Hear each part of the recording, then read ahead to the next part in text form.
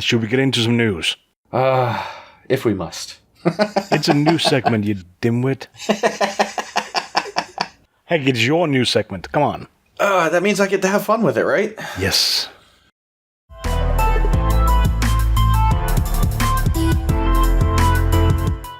Good morning. It is Monday, March 11th, 2019, and welcome to another episode of Bamster's News. This is your time-traveling host, Draconis, and with me, I have brought along G-Talk. Hey, everybody. Yeah, it is the day after Mario Day. I hope you had a nice Mario Day, Drac. Did you remember time zone thingies? No, not time zone. Summertime thing in the US. So, yeah, the whole time traveling thing. I woke up this morning and all the clocks in the kitchen were off by an hour, which I was like, wait a minute. It's like it's not supposed to be changing the clocks yet. Yeah, my Twitter has just been, remember time zones, remember daylight saving, remember to set the clock forward. God, no, that's like one country in the whole world that does that. The rest of us, of the ones that still do it, will do it March 31st. So if you're outside of US, remember March 31st. Set the clocks forward an hour. The Fortnite dance emote lawsuit has apparently been dropped, or I should say dropped at least for now. And this is because of a ruling from the Supreme Court that happened earlier last week, that said that the copyright registration had to have been completed, even if it's been rejected. And as far as the plaintiffs involved in the lawsuit, I think only Alfonso Rivero has been the only one that has actually gone fully through the process, and his claim had been denied, so he might be the only one of those folks who could still try to sue them. Now, this doesn't mean that the lawsuit might not come back up, but at least for now, it's been dropped. Well, you say the lawsuit, but there was a whole pile of them, separate ones. Was it, I didn't look that deeply into it, so I was never clear on whether or not it was a bunch of lawsuits or they were all going together with a single lawsuit. Do you know what? At the end of the day, it's just, Epic is, again, praising how much money they're making, but they're making it based on other people's creativity, and then going, F you. So at some level, I kind of hope that they get slapped hard with this. Not that I particularly need Alfonso Ribeiro to win, but just I want Epic to lose on it. We should recognize where things come from. Give credit where credit is due. Next up, we have something we just talked about this past week in our upcoming game segment. Sinking City devs have released a video. We'll put a link to that in the description below. But they have shifted their release date from this month out to the end of June. So it'll be June 27th, 2019.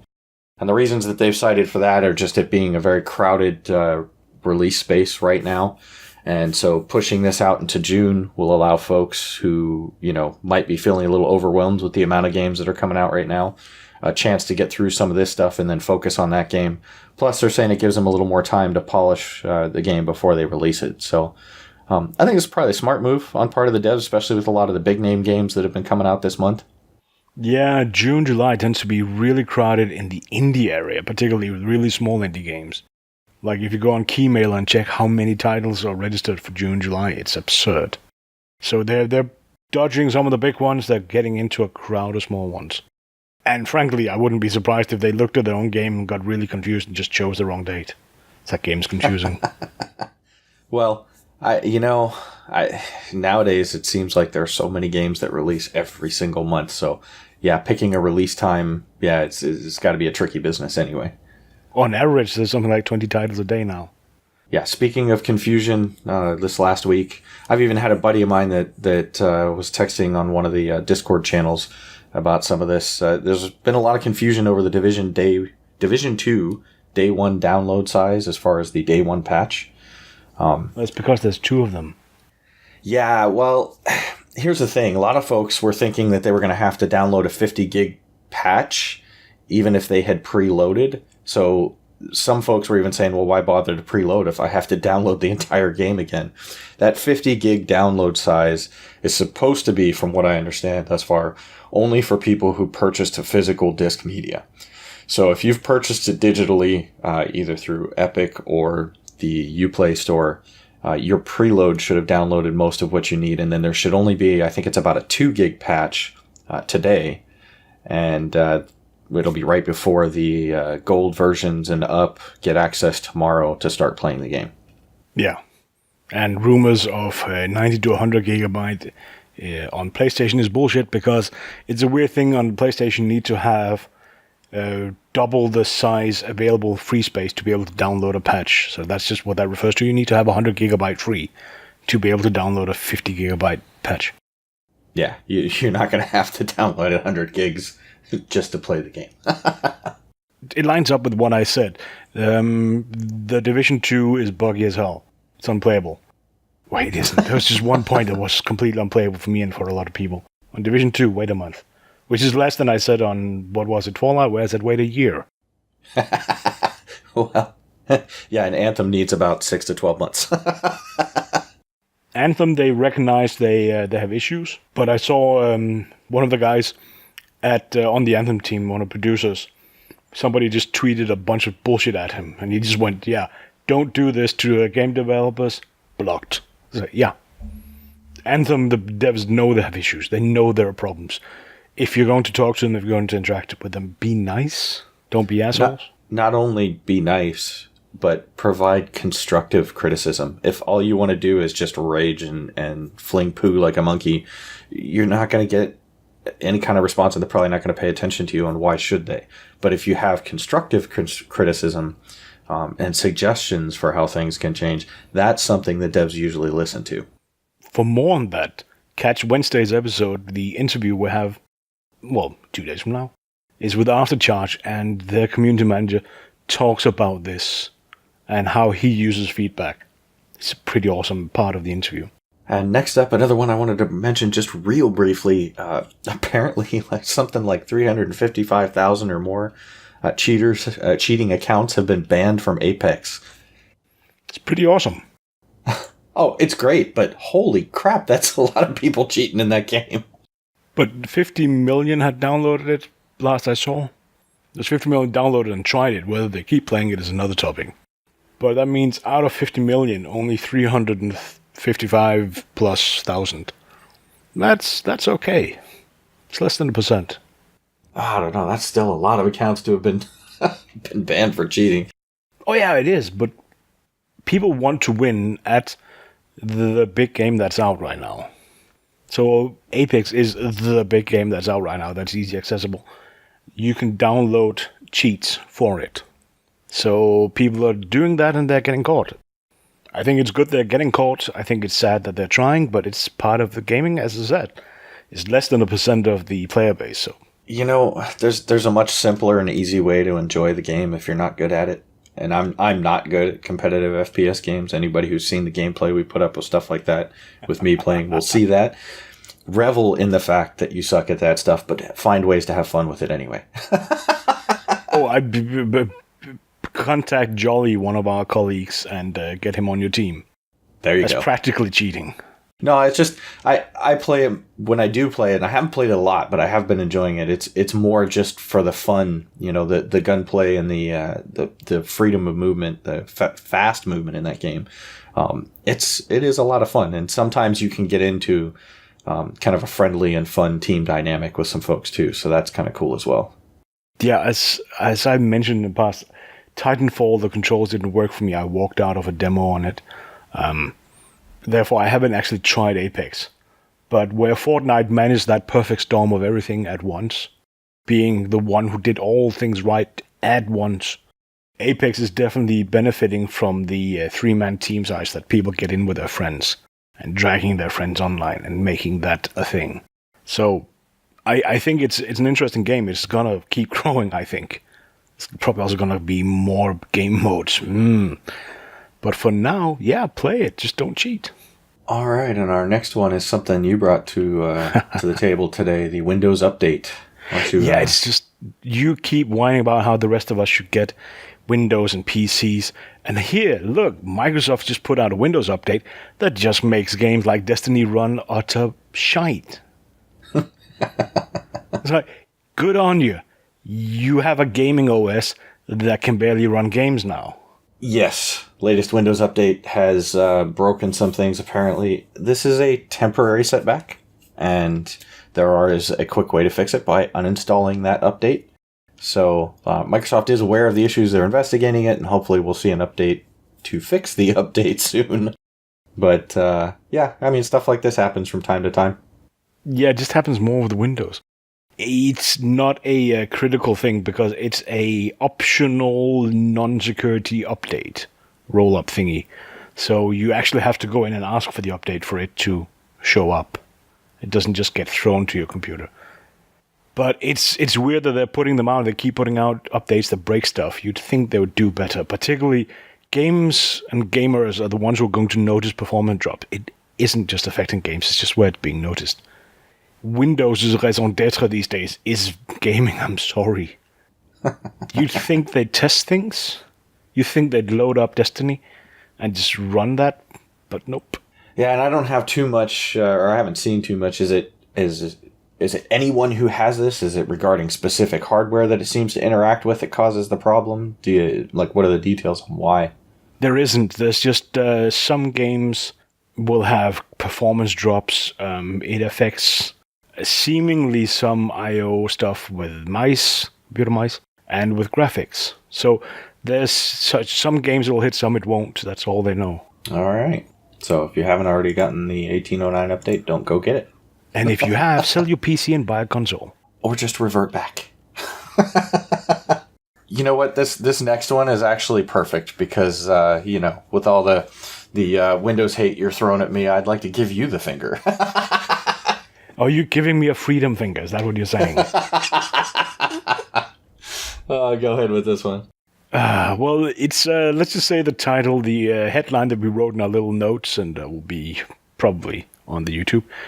Batshit crazy space shooter Freedom Finger is announced. Bleh, if I can English. It's they call it a shoot 'em up, punch 'em up, fuck 'em up game, where you play as a pilot of a spaceship. Side-scrolling, left to right. And the spaceship is basically a big fist, with a finger in the middle, extended and shooting. And then you can kind of curl that one up and you get a fist and you can punch things. And there's some platforming in it. Now, it's difficult to explain. This one has to be seen. The graphics are over the top. The voice acting is over the top.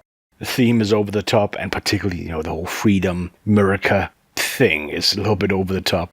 As voicing by Nolan North, John DiMaggio, Eric Bauza. It's people who are well known in the voiceover scene, who are well known from video games. They got some big time people on there. Music, a lot of ones that I don't know, but friend of the show, Makeup and Mantis are there. That's enough for me. I love their music. It sort of reminds me of the old nuclear war game. If you remember that one, where you play as 4 superpowers and then lob nuclear bombs at each other. Really old game. You can play as Ronnie Reagan and stuff in that one. That was a great game. Puns after puns. Oh, yeah, I do remember something about that. But, well, no, this was kind of reminding me of, instead of an from the bottom to the top shooter like Galaga, that this is just side to side. In a way that the style kind of reminded me of something like that. Yeah, but it's just the cartoon, fun style. I love it. And I like me some shoot 'em ups. It's not something I play a lot, but I like to play them from time to time. So definitely I want to play this. And I think everybody out there who, even if you're not that much into shoot 'em ups, punch 'em up, fuck 'em ups, or America, fuck yeah, check this one out. Freedom Finger. It's coming to PC and Mac and consoles. PC and Mac summer this year, consoles later in the year. Fall, they say, which is an American way of saying autumn. We'll move on to the last bit. So we didn't have a comic shop talk scheduled for this month because TJ has been on travel and doing convention work. So we will be back again in April with our next comic shop talk. But some of the stuff we might have normally talked about in there, we're going to hit up real quick here. Arrow and S.H.I.E.L.D. on their final seasons. Well, it's a little bit fun. Let's do S.H.I.E.L.D. first because Arrowverse is a lot more complex. Sorry. S.H.I.E.L.D. hasn't even aired season 6 yet. It's coming May to ABC if you're in the US, or Pirate Bay if you're anywhere else. But they already started filming season 7, and Clark Gregg, who plays Coulson, accidentally said that season 7 is the final one. Like, he said the 7th and final season in an interview. And everybody went, wait, what? He did what? Wait? So, but 7 seasons of a show that never attained big ratings, never had a lot of viewers, but just kept redoing and reinventing and being inventive with itself and its cast and everything, and even tying into the bigger MCU. I think that's good. That's well done. 7 seasons they can be proud of. Yeah, it's definitely had its ups and downs. It's had some good stuff and some slow periods, but I've stuck through with it because I enjoy some of the characters, some of the actors on there, and kind of want to see where the story goes. I'm a sucker for that kind of stuff, I guess. Yeah, I like it. There might be 1 or 2 of the actors I dislike, but as a whole, I like the show. It's been fun. It's been weird. It's been broken. It's been really trying to integrate itself into the MCU and sort of failing. The whole setup to Thanos, it was just, something big is coming. Oh no, the big thing is coming. Oh, we're all scared because a big thing is coming. If everybody knows Thanos are coming, how the hell did nobody on Earth know? Well, they weren't subjected to the same kind of intelligence data. Yeah, like, oh, what was his name? Doctor Strange. I'm tracking everybody in the whole universe who could be a threat to Earth. Who's Thanos? Okay. So it's been fun to watch. It's been interesting to see how they try to follow alongside the MCU. And, 7 seasons, said, good on them. I will be watching it somehow. And from that, I guess, shift back over to the DC Arrowverse that you had alluded to a moment ago. Yeah. They have also been renewed for a final season. The, what do we call it now, 2019-20 season. And it's curious, that one will only be 10 episodes. But basically they're wrapping up everything Arrow. They say that we've done enough. It's time for the next generation. Arrow's been awesome. I mean, Flash has kind of taken over, hasn't it? That's the one everybody's watching. Arrow's... I think TJ would argue that Arrow is just Batman in a green suit. I can sort of see that. They do play the character more like Batman in many respects. They played the Dark Arrow, definitely. Yeah, I can see that. He's done less detective work than some might want for a Batman, but I guess we don't have to wait, because in the Arrowverse, there is Batman, even if he's disappeared, and there might be a Batwoman. Have you watched the crossover yet, or? Well, that's the thing. Officially, I haven't, because in Europe, they've only released 2 of the, 3 or 4 episodes. Legends and Supergirl is a year behind, whereas Flash and Arrow is not. Well, in this crossover, Legends doesn't even take part of it, so it's just the 3 episodes with Arrow, that means Flash. It's the Supergirl we officially haven't watched, because that one won't show until a year later. Yay. Fucking awesome. No, you know what? I thought what they did with Ruby Rose and with the Batwoman character was kind of interesting. I haven't heard if that one actually got picked up as a series yet. I know that there was a lot of talk that there was a lot of talk that it might be or was going to be.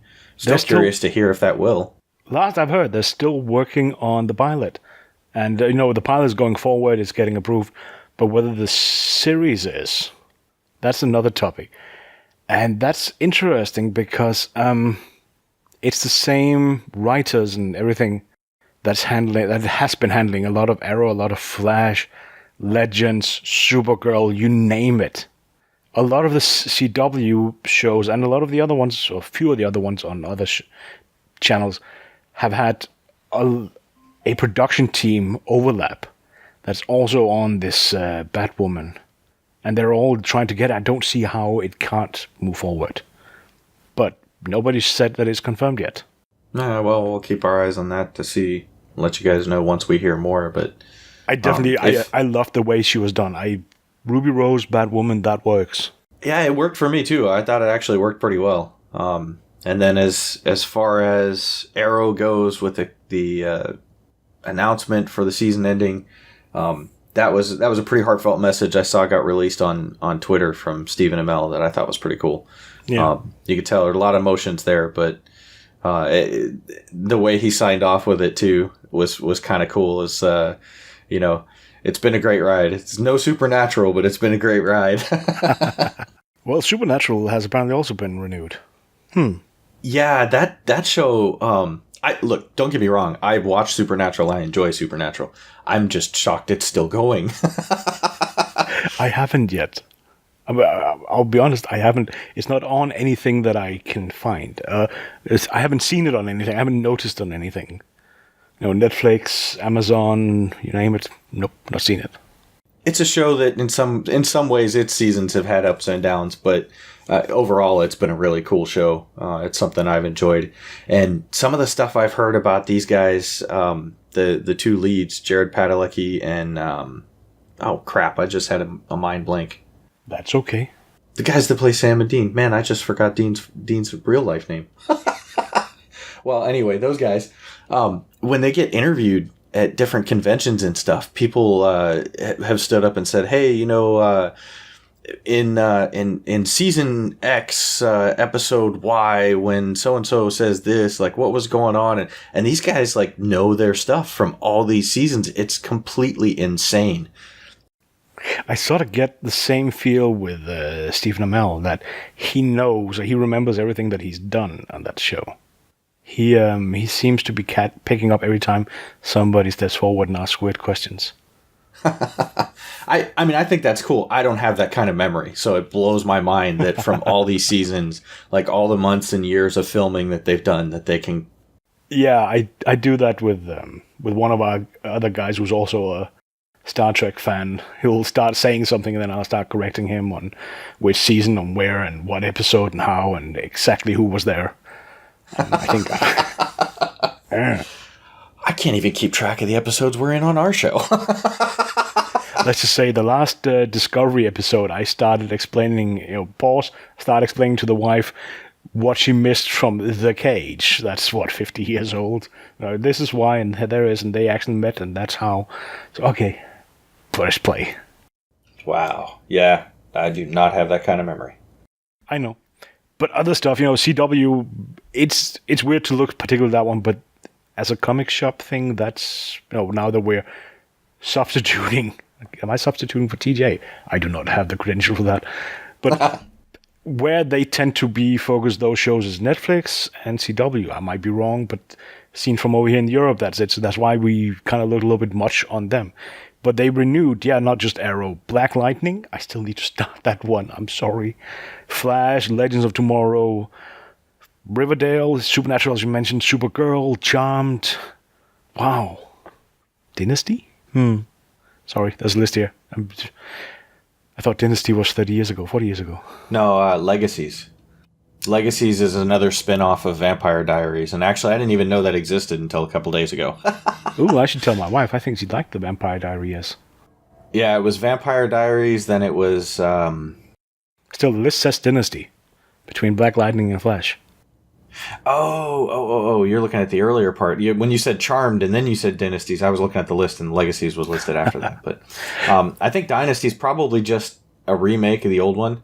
Yeah. And as far as Black Lightning goes, I'm still waiting to see some kind of tie-in with the other Arrowverse shows, because Black Lightning has been really cool, and I'd like to see... I think it's not in the Arrowverse.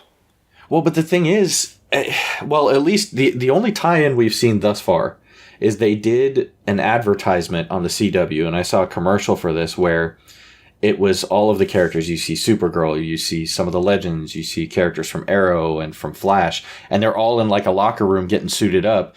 And it was around the time that I think Black Lightning had its first season. I don't know if it was in the middle of the season, and he's in there. He's in that advertisement. Oh, he's in the advertisement, but it's not in the Arrowverse. Yeah, well, officially. It should be. So, but yeah, I still need to start that one. Charmed hasn't even made it over here yet. I haven't found that one either. I want to watch it. I watched the old ones. This one looks very different, and I want to watch that one as well.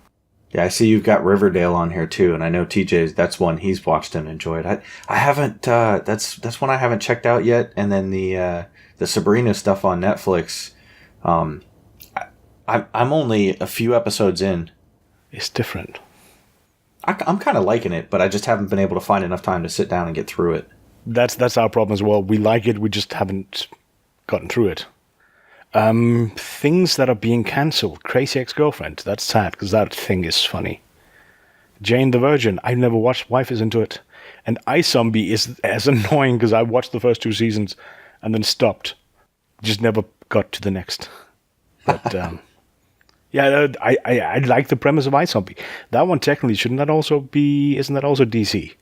Or is it IDW? You know what? That's a question for TJ, because I actually don't know offhand. Anyways, I'm sad to see them leave, because they were apparently quite good. According to my wife, Jane the Virgin has played out. It's come to a point. It's a natural end. Series waiting for their return, or waiting to have conclusions, or being renewed or dismissed or whatever. The 100. The ending of the last season was stupid, in my opinion, but let's see where it goes. And it's always been a show that annoyed me, but I kind of still hope they get picked up. It's not a bad show, it's just poorly written. Wait. Roswell, how's that thing still alive? All American and In the Dark, also just waiting to either be picked up or cancelled. They haven't said anything. These shows are all shows I have not seen a single episode of. Oh, you're not as into the whole physics and things should be right, so watch the 100, it'll work for you. Yes, I like to turn my brain off and just be entertained. Yeah. But other networks, I had to look beyond CW, because HBO is doing Watchmen. I'm curious to see how that one turns out. Yeah, I'd love to know TJ's thought on that one, but I love the movie. The comic book is awesome. But doing a whole series, TV series on it, that's gonna be, that's a tall order. I don't want to speculate too much about Watchmen. The thing is that there's nothing I can say about it, a Watchmen TV series that will come close to what it will be, because I can't figure out what it would be. It doesn't make sense to me to make a TV series out of it. But as I said, the comic book was awesome, the movie's awesome. I want to watch this, but I can't figure out how they can make it work. Yeah, I don't know. This is one I haven't really looked too deeply at. I just saw that there was an announcement that they were doing it, and it was one of those things that I'm like, okay, well, I'm curious about it, and I'm definitely going to try and watch it when it comes out, but there's nothing. The Watchmen Twitter has put out 2 tweets. One of them leads to a dead link at HBO. Like, it seems they linked a tweet from HBO that HBO then deleted. There's I think it's an Instagram page with a bunch of pictures with no comments, and they don't make sense. Well, they do make sense. It's the covered face, the whole armed men thing. They were the ones with the yellow masks. Hulu should do 4 animated Marvel shows. That's going to be interesting. Well, I'm definitely in on that. Yeah. And then somebody pointed out that Y the Last Man is coming. So I have no idea why and what. But they were said that we should mention it. So okay. You have no idea why? Maybe the series will answer the question of why, since it's Y the Last Man. Coming to FX if you're over in America, Stan, and yeah. It's curious that we still have so much and still more coming in the realm of comic shops, TV shows, and superhero TV shows, and everything that's based on it. And okay, I know the 100, etc. aren't, but there's still this whole futuristic sci-fi stuff. It's still carrying on quite well. Yeah, and I get it. I know that eventually this roller coaster will come to an end at some point, and attentions will shift and focus to other things. But it's great because there is so much variety within the comics world that, especially as people begin to branch out and do other things, not just your typical superhero stuff, but sci-fi and horror and comedy and, all these other things. So it's great getting to see a lot of this stuff get an opportunity to have a spotlight shown on it. Yeah, I'm enjoying it. So, but anyways, that was a little bit of as I said, S.H.I.E.L.D, they are closing down. And all the other stuff that's hopefully coming, like Batwoman, things that are being renewed, Black Lightning Flash, Legends of Tomorrow, yada yada yada. And things that hope, just, they run out. There's nothing more to do. Jane the Virgin, Ex-Girlfriend. No more singing songs in the middle of TV series, I guess. Yay. All right, guys. Well, thanks for sticking through. If you've listened this far, we went a little bit long with the news today. But, hopefully we've enlightened you as to a few things you may not have already known. And we'll catch you again. Like I said, G mentioned on Wednesday we have our interview with the community manager of Aftercharge, and what the kick Bam in the pants and get him back into the news on Friday. Bam should be back Friday. Sorry he wasn't there last Friday. He got distracted. Ciao, everybody.